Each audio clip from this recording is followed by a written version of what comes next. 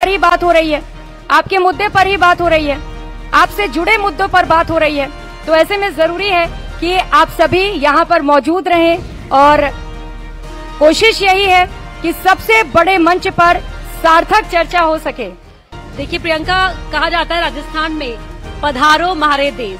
जो हमारा अगला सेशन है उसका नाम भी इससे मिलता जुलता ही है, लेकिन उसमें बात है आपके भविष्य को बेहतर बनाने के लिए। तो चलिए बढ़ते हैं आगे अपनी अगली सेशन की ओर। समय न गवाते हुए पधारो म्हारे निवेश, जिसका सेशन और इसकी शुरुआत करेंगे। ये सेशन बड़ा ही दिलचस्प रहने वाला है और क्योंकि हम जानते हैं कि आपकी क्यूरियोसिटी बढ़ चुकी है, तो इसलिए बिना देरी किए मैं बुलाना चाहूंगी रविंद्र, हमारे सहयोगी को, जो इस सेशन को होस्ट करेंगे और आगे जो संवाद है जो बेहद ही महत्वपूर्ण रहेगा, जिसमें आपके भविष्य को किस तरह सुनहरा बना जाए, उसकी चर्चा होगी। तो चलिए हमारे अगले मेहमान को आमंत्रित करते हैं। मंच पर बुलाना चाहेंगे कर्नल राज्यवर्धन सिंह राठौड़ जी को। जोरदार तालियों के साथ अभिनंदन।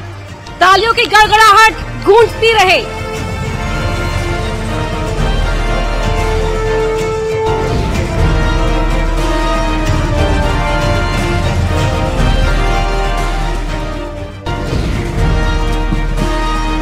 तो हमारे बीच पधारे हैं हमारे खास मेहमान राज्यवर्धन सिंह राठौड़। और मौजूदा वक्त में अगर बात की जाए, वाणिज्य और उद्योग, खेल विभाग, सूचना प्रौद्योगिकी और संचार, कौशल, नियोजन, उद्यमिता और सैनिक कल्याण, ये भारी भरकम और कई सारे पोर्टफोलियोज की जिम्मेदारी आपके पास है। आप राजनेता हैं, लेकिन इससे पहले आप एक सैनिक, एक खिलाड़ी भी रह चुके हैं।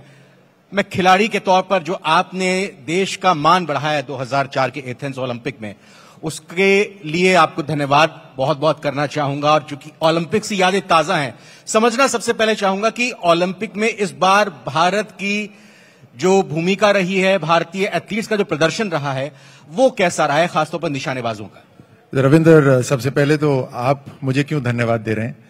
ये तो खिलाड़ी के लिए एक गौरव की बात होती है, गर्व की बात होती है कि उसे देश के लिए खेलने को मिलता है, छाती पे तिरंगा लगा होता है। सर, जब राष्ट्रगान बजता है और खिलाड़ी सम्मान से वहां पर पोडियम पर खड़ा होता है, पोडियम फिनिश करता है, तो ये हमारे तमाम करोड़ों देशवासियों के लिए गर्व का अवसर होता है।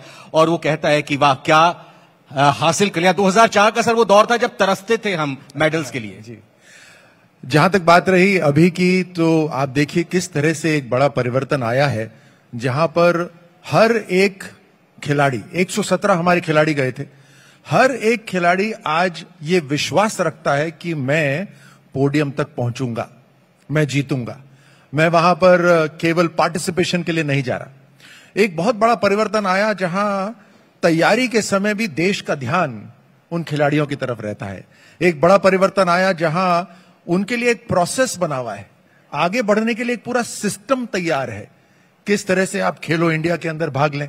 आप देखिए, उदाहरण देखिए, मनु भाकर ने सबसे पहले पदक जीता था खेलो इंडिया के अंदर, और वहां से उनका चयन हुआ, उसके साथ उनको स्पेशलाइज्ड ट्रेनिंग मिलनी शुरू हुई, और खेलो इंडिया के बाद आता है टारगेट ओलंपिक पोडियम, और वहां पर हर तरह का फंडिंग, दुनिया के अंदर जहां आप ट्रेनिंग करना चाहते हैं वहां आप कर सकते हैं, साइंटिफिक सपोर्ट पूरा का पूरा मिलता है।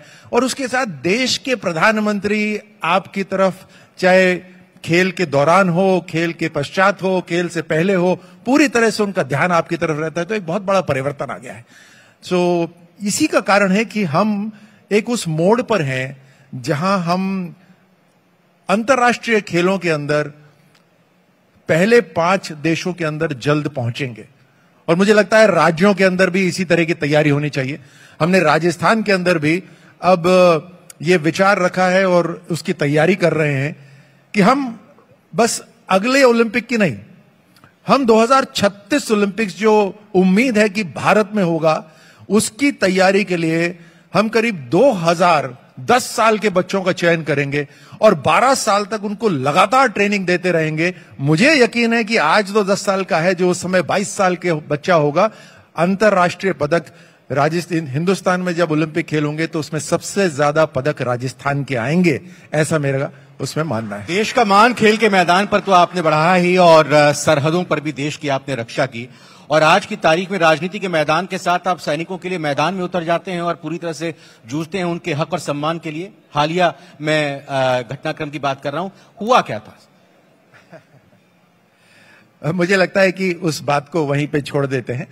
केवल इतना मानते हैं कि एक सैनिक की इज्जत, उसका हौसला, वो सेना के अंदर मिलता क्या है? केवल स्वाभिमान होता है। इज्जत के लिए सेना लड़ती है, पैसे के लिए नहीं लड़ती। आप किसी को 50,000 रुपए दीजिए और बोलिए जाओ वो मशीन गन चल रही है उसके अंदर भागते हुए अंदर जाके कूद जाओ, नहीं कूदेगा। लेकिन वो इज्जत के लिए करता है, वो देश के स्वाभिमान के लिए करता है, उसके लिए उसकी खुद की इज्जत बहुत जरूरी होती है। और जो घटनाक्रम हुआ, एक आध लोगों ने करा, वो गलत था। वो उस डिपार्टमेंट ने भी पूरी तरह माना कि वो गलत था और उस पर कार्रवाई करेंगे। बड़ा संदेश यही होना चाहिए कि सेना की हम इज्जत हर तरह से करते हैं, सैनिक की इज्जत करते हैं और हर वर्दी वाला दूसरी वर्दी की भी इज्जत करता है। आपके आगमन से पहले हनुमान बेनीवाल जी भी इस मंच पर थे, उनसे भी हमने सवाल लिए। उन्होंने एक सवाल के जवाब में यह कहा कि भले ही किसानों के आंदोलन की शुरुआत हरियाणा और पंजाब से हुई हो, लेकिन अग्निवीर को लेकर इसकी शुरुआत, युवाओं की जंग की और युवाओं के हक की लड़ाई लड़ने की शुरुआत हम राजस्थान से करेंगे। अग्निवीर योजना सरकार को वापस लेनी ही होगी। अब हनुमान बेनीवाल जी भारत की सेना के एडवाइजर कब से बनने लग गए, ये